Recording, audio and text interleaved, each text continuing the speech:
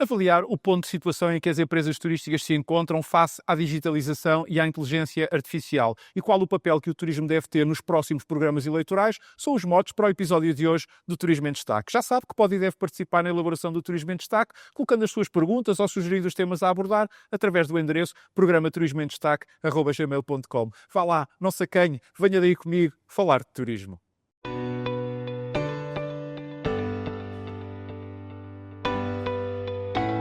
A questão da digitalização e, dentro dela, a da inteligência artificial são assuntos que cada vez mais estão na ordem do dia das preocupações da comunidade turística nacional. Simultaneamente, a convocação de novas eleições legislativas para o dia 18 de maio volta a trazer para a agenda a importância que o turismo deve ter nos programas eleitorais. Não é por isso de estranhar que sobre ambos estes temas me tenham sido enviadas muitas perguntas e também mensagens, todas elas remetidas para o endereço que está aqui a passar em rodapé, programa turismoemdestaque@gmail.com, as quais naturalmente agradeço. E também, como sempre faço, recordo que foi justamente este o propósito que levou à criação deste endereço, para que possa colocar as suas perguntas ou sugerir os assuntos que aqui gostaria de ver tratados. Portanto, já sabe, use e abuse do endereço programa turismoemdestaque@gmail.com, claro que eu cá fico à espera e a contar com o seu contributo.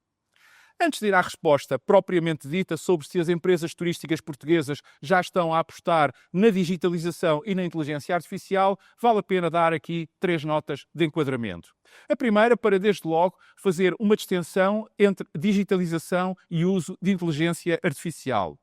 Embora não sendo de todo um especialista nesta matéria, eu tenho para mim que se houve algo que impulsionou o turismo foram as novas tecnologias de informação e comunicação, o que hoje comumente designamos por digitalização, pois não só permitiram uma alteração do paradigma de consumo, passando-se do domínio da oferta sobre a procura para aquilo que, entre aspas, podemos designar a ditadura da procura sobre a oferta que presentemente vivemos, já que o consumidor passou a ter à distância de um clique toda a informação que necessitava. A par disso, o mercado deixou de ser local ou regional para se tornar global, o que motivou que a concorrência se passasse a situar à escala planetária.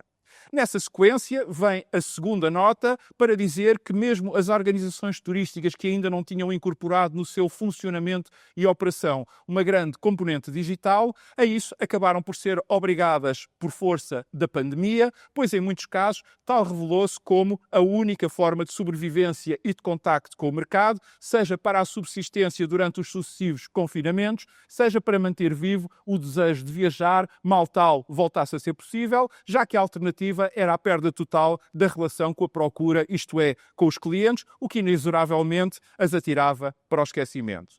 Talvez o exemplo mais paradigmático tenha sido o que se passou na restauração. Veja-se o número de empresas que disponibilizava takeaway e delivery antes do Covid e depois. Muitos dos que não souberam, não foram capazes ou não conseguiram dar esse salto para o ciberespaço, pura e simplesmente desapareceram. E isso leva-me à terceira e última nota prévia para dizer que, presentemente, com a entrada nas nossas vidas pessoal e empresarial da inteligência artificial, estamos a viver uma quinta revolução industrial, pois a seguir ao vapor, à eletricidade, à computação e ao aparecimento da internet, este é o novo salto tecnológico que já está a mudar o mundo em todas as suas múltiplas facetas, como aliás não me tenho cansado de vir aqui sublinhando.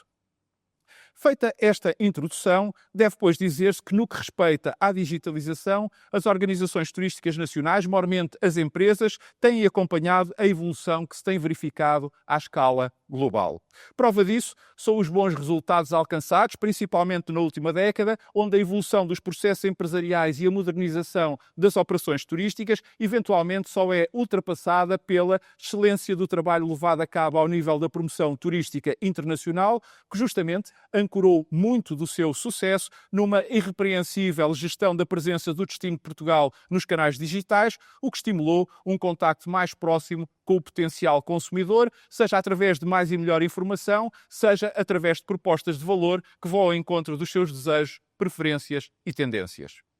Contudo, se é verdade que tudo está bem genericamente relativamente à digitalização das empresas turísticas nacionais, não menos verdade é que no que se refere à utilização ou ao recurso da inteligência artificial, aí o caso já muda de figura. E porquê? Bem, quanto a mim, acima de tudo, por duas grandes ordens de fatores que se interligam.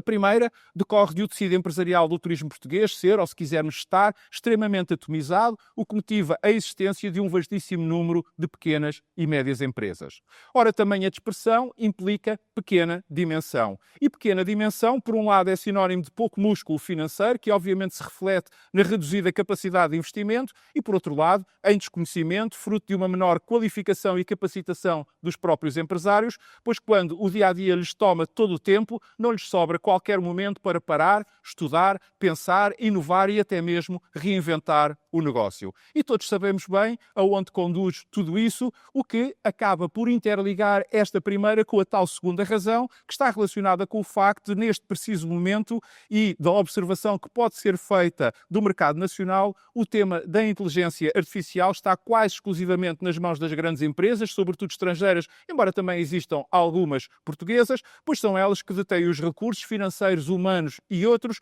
para investir e explorar esta nova janela para o mundo, isto é, para o mercado, que não nos esqueçamos é global, que decorre da inteligência artificial, mas também das crescentes ferramentas quânticas que conjugadamente rasgam novos horizontes, até porque têm capacidades que superam largamente as humanas. Aqui chegados, é então legítimo que nos interroguemos sobre quais os perigos que corremos, que o turismo nacional no fundo corre e que podem derivar deste estado de coisas, ou se quisermos, dizendo as coisas de outra forma, das nossas empresas não aderirem ou não adotarem esta nova e revolucionária ferramenta que é a inteligência artificial. E neste plano, gostaria de aqui chamar a atenção para 5 aspectos. O primeiro desses perigos resulta de se perder a ligação aos consumidores, já que os mesmos recorrem de modo quase exponencial às várias ferramentas de inteligência artificial existentes para decidirem e programarem as suas viagens. Se não possuirmos forma de fazermos sobressair a nossa existência, seja a que nível for, corremos o risco de não ser lembrados. E como diz o povo no seu infinito saber, quem não aparece, esquece. O segundo decorre da perda de capacidade competitiva em resultado de deixarmos de lado a possibilidade de obter informação acerca da pegada digital que é deixada no ciberespaço, em consequência de não termos ferramentas que nos permitam fazer um varrimento adequado e em tempo útil do espaço virtual dos denominados megadados, os Big Data, e desse modo obter informação preciosa acerca do que cada consumidor especificamente procura. É que cada vez mais deixaremos de ter tendências para passarmos a lidar com preferências pessoais e únicas. O que me leva ao terceiro perigo, que tem a ver com o aumento de expectativas por parte dos consumidores, isto é, dos potenciais turistas, que por saberem das novas capacidades analíticas vão exigir propostas exclusivas ou, dito de forma mais objetiva, ambicionam propostas com valor acrescentado, especificamente concebidas para si, de acordo com os seus gostos e desejos. Numa expressão que ultimamente tenho utilizado de forma crescente, a ultra-hiper-personalização. Isto está intimamente ligado com um quarto perigo, que é um novo desafio que só alguns vão vencer e que deixa esta nova exigência por parte dos consumidores de quererem propostas exclusivas e únicas, o que por acabar proporcionar quer as empresas, quer os profissionais a centrarem toda a sua atenção em cada potencial cliente, o que só conseguirão fazer com o auxílio e o apoio de agentes de inteligência artificial que façam todo o seu trabalho de retaguarda, desde a procura da informação até à formulação do itinerário, à escolha do produto ou serviço, até à orçamentação e reserva da viagem. No fundo, o que estou aqui a pretender dizer é que a produtividade individual irá disparar e ela será tanto maior quanto mais conhecimento e utilização for possível agregar no binómio humano-máquina. E não é difícil compreender que maior produtividade gera maiores ganhos. Portanto, quem melhor se adaptar, quem melhor abraçar esta nova realidade, sairá vencedor. Escusado é dizer que o inverso será extremamente doloroso. E, finalmente, um quinto perigo que está relacionado com as questões ligadas à cibersegurança. É que se atualmente as empresas turísticas já ficam em posse de muitos dados pessoais e sensíveis dos seus clientes, o que as torna alvos muito apetecíveis para os piratas e criminosos que vagueiam pelo espaço digital, imagine-se, num futuro não muito distante, com a recolha adicional de incomensuravelmente maior volume de informação acerca de cada consumidor. Tal vai ser uma autêntica mina de ouro que muitos tudo farão para obter, pois não é difícil antecipar as múltiplas possibilidades de uso que lhes poderão ser dadas. Mas, para que aqui não fiquem apenas os perigos, deixem-me enfatizar 3 grandes vantagens que a inteligência artificial pode trazer às empresas turísticas nacionais. A primeira tem a ver com o potencial global de aumento do volume de negócios para todas as empresas, obviamente aquelas que quiserem abraçar esta mudança, pois se é verdade que para já só as grandes empresas estão a incorporar a inteligência artificial nos seus processos, o facto é que, como tantas vezes refiro, a atividade turística é altamente simbiótica, o que quer dizer que há uma natural interdependência. E isso vai fazer com que quem já está no mercado seja induzido a adotar e a aderir a esta nova realidade, independentemente da sua dimensão ou capacidade económica ou conhecimento, até porque a tendência é que as ferramentas tecnológicas fiquem crescentemente mais acessíveis, pois a pena de não o fazer será ficar fora de jogo, entenda-se, fechar as portas. E seguramente não faltarão novos atores que de imediato ocupem esse lugar. A segunda grande vantagem é que a inteligência artificial dará uma preciosa ajuda em toda a promoção turística, tanto interna como externa, pela sua customização e, tão ao mais importante, permitirá sugestionar, no bom sentido do termo, o potencial turista a escolher determinado destino, produto ou serviço turístico, até porque lhe proporá exatamente aquilo que procura e anseia. E a terceira grande vantagem é que, em grande parte, ajudará as empresas turísticas a ultrapassarem muitos dos processos presentes e dos constrangimentos que a falta de mão de obra lhes está a colocar, pois terão ao seu dispor máquinas, isto é, agentes de inteligência artificial, que realizarão tarefas mais ou menos rotineiras, que ocupem mais ou menos tempo, libertando os recursos humanos que dispõem para se focarem naquilo que verdadeiramente importa, naquele que é ou aquele que deve ser o centro do seu universo, isto é, o cliente. Portanto, e em jeito de conclusão, no que se refere ao uso da inteligência artificial por parte das empresas portuguesas que atuam na constelação turística, de duas coisas podemos e devemos estar certos. Uma é que aquilo que não fizermos ou não quisermos fazer ou ver ou entender será feito, visto e entendido por outros, neste mesmo momento. A outra é que se ficarmos inertes, se não abraçarmos a mudança, corremos o risco de vermos o nosso turismo ficar nas mãos das grandes corporações internacionais, que assim passarão a ter o poder e a ditar o nosso futuro turístico. E em ambos os casos, isso pode implicar a deslocalização dos fluxos turísticos que agora recebemos. Por isso, o melhor é termos consciência que o hoje não é mais do que o ontem de amanhã.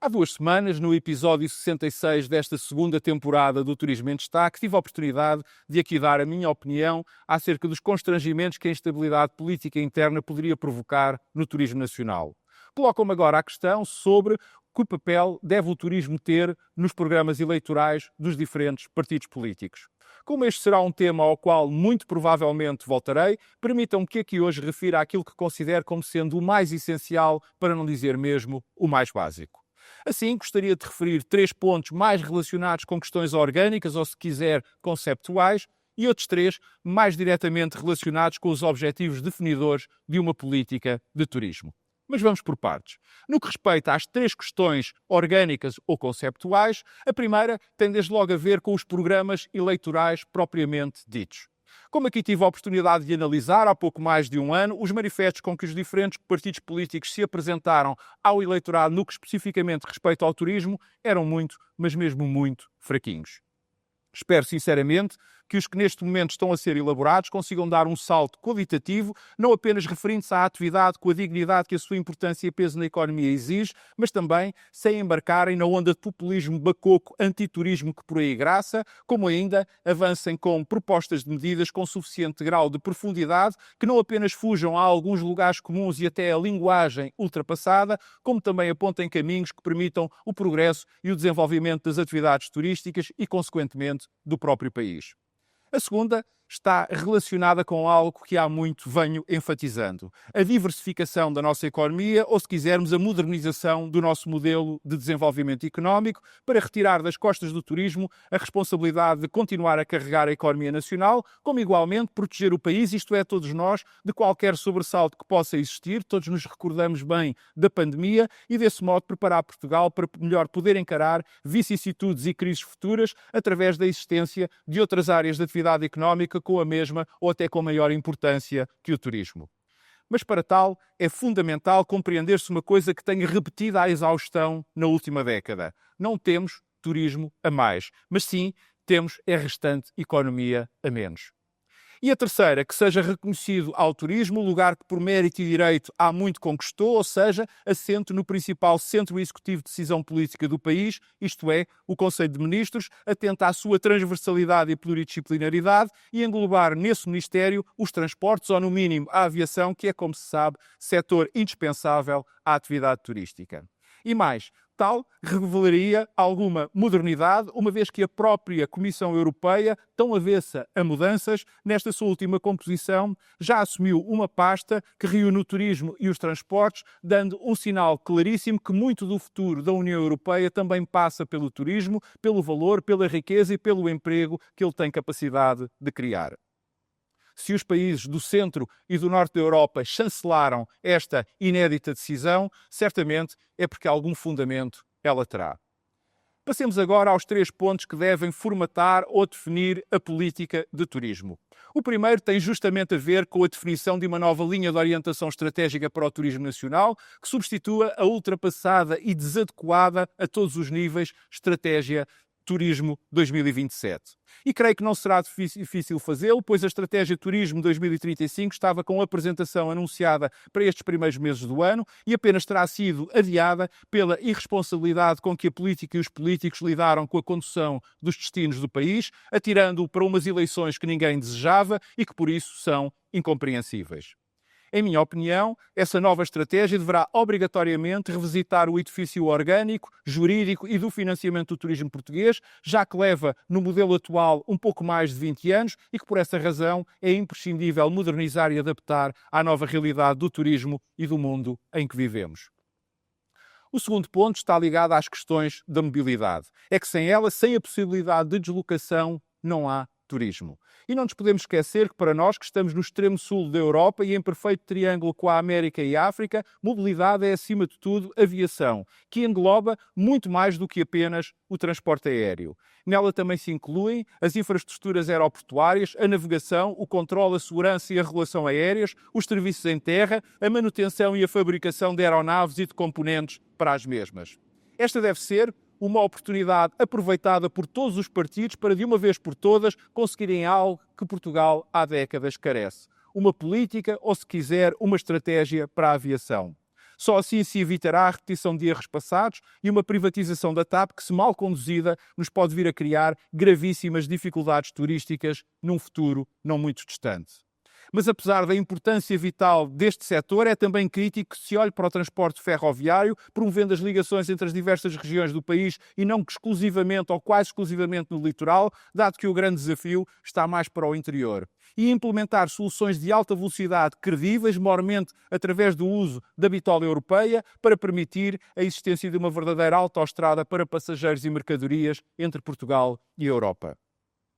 E, finalmente, o terceiro ponto, a sustentabilidade em todos os seus planos, ecológico e ambiental, mas também económico, social e, acrescento eu, territorial. Para termos futuro enquanto país turístico, temos que urgentemente começar a zelar pelos nossos ativos, protegendo-os. E a par dos recursos naturais e histórico-culturais que são a base da nossa oferta turística, deve igualmente cultivar-se uma boa relação das comunidades locais com o turismo. É que, para além deles, desses ativos, a hospitalidade é a maior mais-valia adicional que possuímos. Descartá-la ou desconsiderá-la seria, por isso, um erro gravíssimo. Para tal, é fundamental que os programas eleitorais tenham objetividade e traduzam uma visão de desconcentração turística pelo território, por um lado estimulando e incentivando o desenvolvimento e mesmo o nascimento de novos destinos dentro do próprio destino que já é Portugal, e assumam sem tibiezas, mas também sem demagogia, a necessidade de limitar algumas cargas turísticas, de modo a garantir a fruição presente desses ativos e preservar a herança patrimonial das e para as gerações futuras e, por outro lado, garantindo a diversificação do destino, de modo a fazer perdurar os benefícios que são obtidos através das nossas grandes âncoras turísticas, entenda-se o Algarve, Lisboa e a Madeira.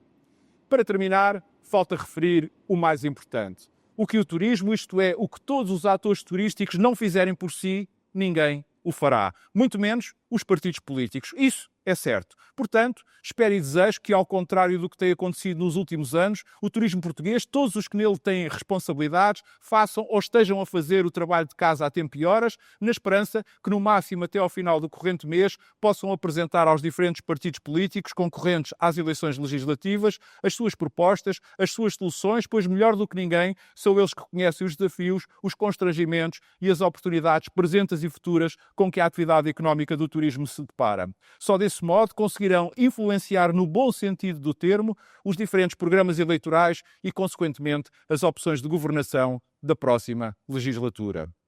Por isso, sublinho a urgência do meu apelo, pois tenho consciência que o hoje é o ontem de amanhã. Conto com a sua companhia para a semana. Até lá, saúde, paz. Recordo que pode colocar as perguntas que deseja ver respondidas ou sugerir os temas a abordar através do endereço programa-turismoemdestaque@gmail.com. E se gostou deste vídeo, deixe o seu like e carregue no botãozinho preto que está aqui mesmo por baixo da minha imagem para subscrever o meu canal, para dar a sua opinião, para partilhar ou simplesmente para ver ou rever os meus comentários.